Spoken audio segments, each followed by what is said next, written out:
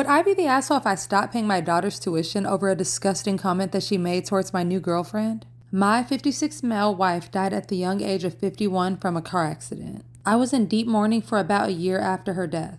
I met my new girlfriend, Christine, 43 female, around January. Christine was the one who made me laugh for the first time after my wife died. She's smart as hell with 3 Ivy League degrees, has a dark sense of humor that I love, and she's a terrific cook. Overall, she's an amazing woman who I can imagine spending the rest of my life with.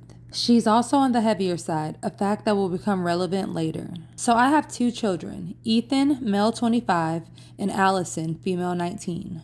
They were well aware that I had gotten a new girlfriend before I first introduced them to Christine this summer. She got along immediately with Ethan, but Allison was very standoffish. After that initial meeting, I asked Allison if there was something wrong, and she said that it was nothing. Christine made a few more attempts to get to know Allison, but they were all rudely rejected.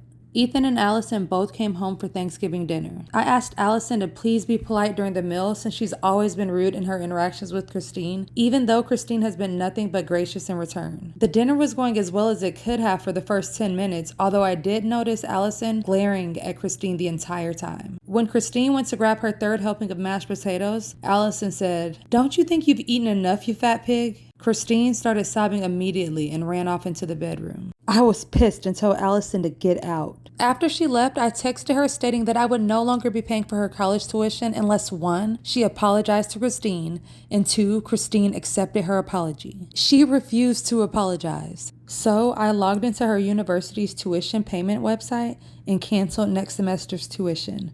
Then I sent screenshots to Allison. She called me crying and begging me to reconsider, but I told her that my mind was made up. Am I wrong?